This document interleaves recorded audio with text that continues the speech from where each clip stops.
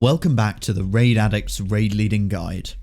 I'm Zafu, and today I'll be covering how to call during a fight, deliver an effective strategy change, and assess your own performance as a raid leader.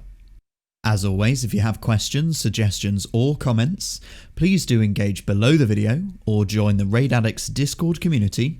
A link is in the description. Delivering strategy is an important part of every raid leader's job. You will have to condense pages of information, video guides, and dungeon journal entries into a simple formula that every raider will understand. Luckily, there are several universal steps you can use to do this that work for almost every encounter. Let's dive into them. Almost every mechanic in the game can be boiled down and explained in 3 clear steps. The event, which is something occurring during a fight. Action required, something a raider will need to do as a result of this event, and an explanation. This adds context to the action and establishes what effect it will have on the rest of the encounter. There is a 4th step, which is assignment. This isn't applicable to every mechanic, but this is where an individual in the raid has to take a specific action. When calling in a pull, it is almost never useful to explain. Stick to stating the event and action required. Let's take a look at this clip of N'Zoth to put this into context. This mechanic is very basic, but it will serve the point well. Corrupted Viscera spawns when a tentacle is killed in Phase 1. It will spread blood pools across the floor. Players need to move from these to avoid taking damage and having their sanity drained, which will cause problems later. Simple enough. We did an event, an action required, and an explanation of what that means. Let's boil it down a bit further. Blood will spawn when the adds die. Move out of it or you will take damage and sanity loss. It's good and probably suitable for a pre-fight explanation. But how about during the fight? Every second of voice chat time is important, and the shorter the message, the easier the instruction is to understand. How about blood spawning move? It's basic, but the event and action are still clear. There's one final efficiency change for calling during a fight, and that is to swap the event and action around. Get the requirement first, and then the reason for it. For example, move from blood. Note that for most abilities, converting the mechanic name and action into something more basic and easier to understand makes for a more effective raid call.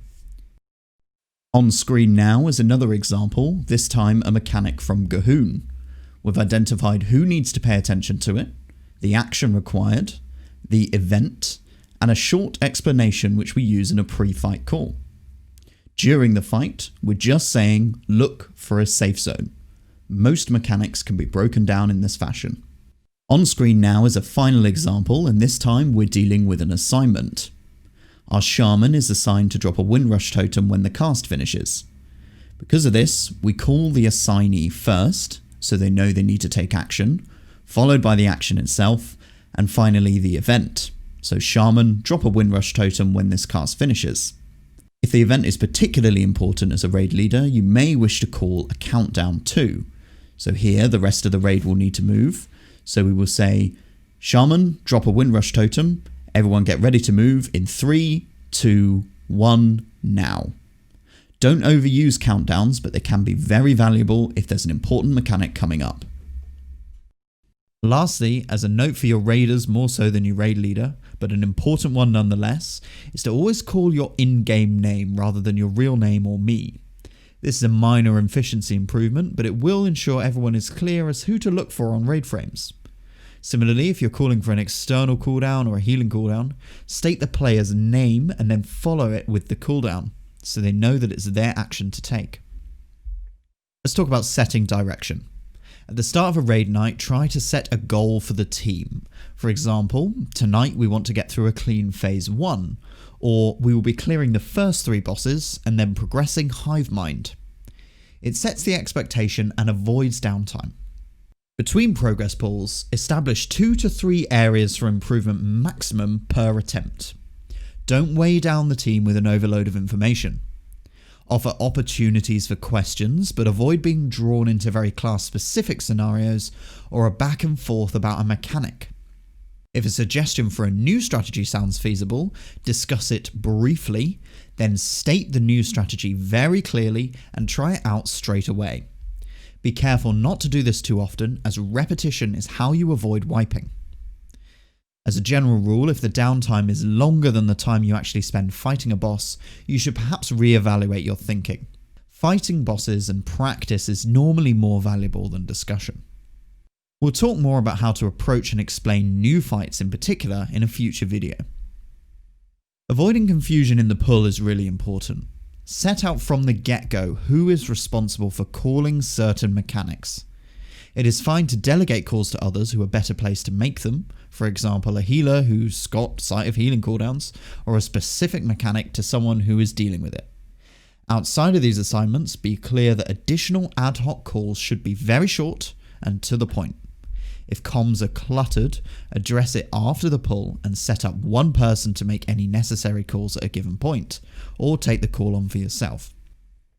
Lastly, and perhaps this is my own pet peeve coming through here, don't let people take up comm space explaining what went wrong for them specifically. Ask players about their deaths after the fight is over, encouraging them to share ways to avoid it in future so others don't make the same mistake.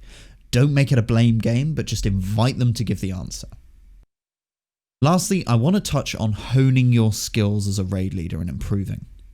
As you grow, it's important to set aside some time to self-assess how you operate during raid encounters. Often you will receive little to no feedback on this point, unless you're making a decision that someone doesn't agree with. Always step back and assess your methods. Did a raid or a pull not go to plan? Maybe watch the recording back or review the scenario in your head to see if you could have made a better decision. This is the same style of iterative assessment that many DPS players do when they're trying to improve their output, and it can have a huge benefit. This does not have to be purely critical too. You will often find that a raid will run very smoothly, and it's important to identify what was working well so you can replicate that in the future. Consider some of these questions when thinking about your own performance. Did I deliver a clear message? I call this the Martian test. Could someone outside of my group, outside of my guild, understand the message and my reason for making that decision? Do I sound like I want to be there? This is a simple one, but it's important in keeping motivation up, particularly during progress. Would someone listening from the outside think that you were engaged? Did I select the right person for this job? It's really important to think about who you're picking to do certain roles. Thanks for watching this guide.